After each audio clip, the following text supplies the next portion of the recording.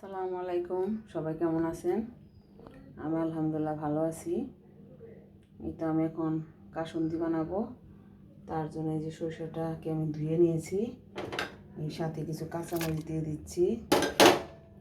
তারপরে দিয়ে দেব একটু লাল মরিচ,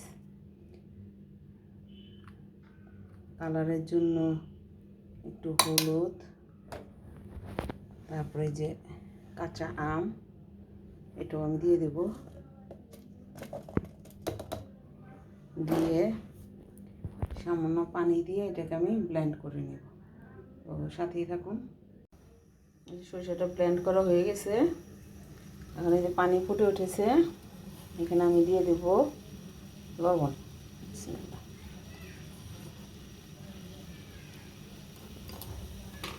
দিয়ে দেব একটু আদা বাটা।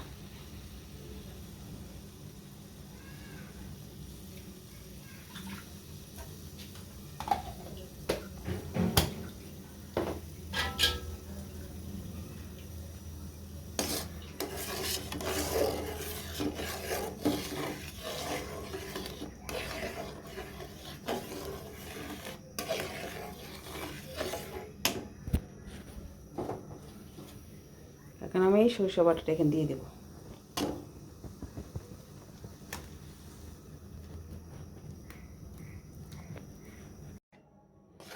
ঢালা হয়ে গেছে, এটাকে আমি ভালো করে আগে মিশিয়ে জাল দিয়ে নেব।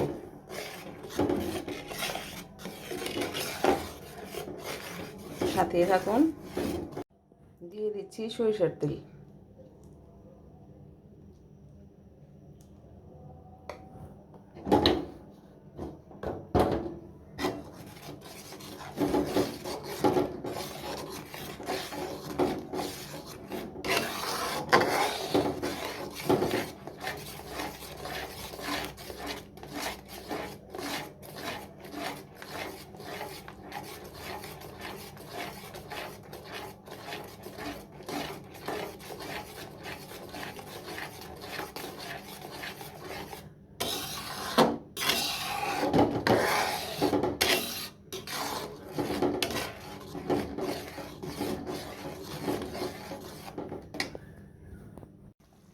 এখন দিয়ে দিব ভিনেগার।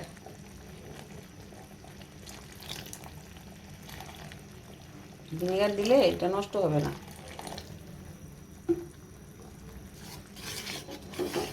যতদিন ইচ্ছা রেখে খাওয়া যাবে।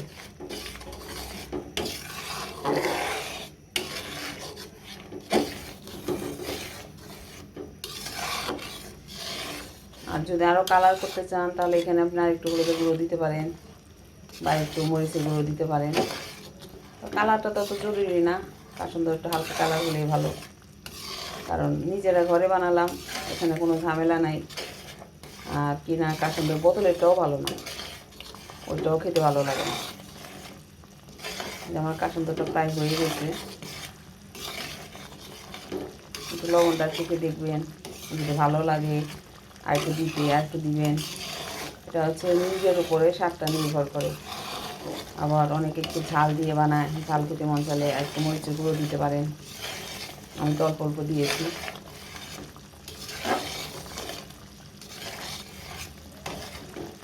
এই যে এটা ঠান্ডা হলে আর একটু ঘন হবে। আমি আর 1-2 মিনিট জাল দেব, দিয়ে এটাকে আমি বন্ধ করে দেবো। হয়ে যাবে মজাদার ঘরে বানানো কাসুন্দি। তারপরে ঠান্ডা করে যখন বোতল বা বয়মে ভরবো তখন আমি আবার দেখাবো।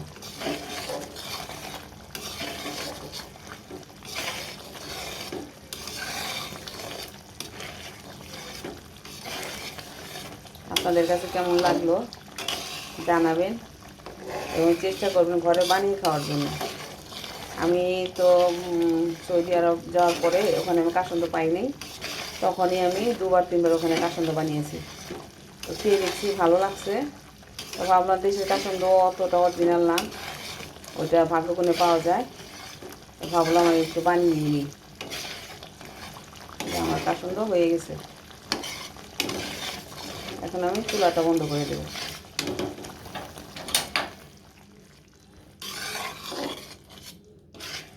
বললাম না যে একটু ঠান্ডা হলে আর একটু ঘন হবে। চুলাটা বন্ধ করছি, তাতে একটু ঘন দেখা যাচ্ছে। যখন ঠান্ডা হবে তখন আর একটু ঘন হবে। আচ্ছা, আমি বোতলে বা বয়ম করে তখন আবার দেখাবো। এই যে আমার কাসুন্দি রেডি। আপনারাও বানিয়ে খাবেন এভাবে, দেখবেন ভালো লাগবে। কিনাটার চাইতে অনেক স্বাদ এটা। আল্লাহ হাফেজ।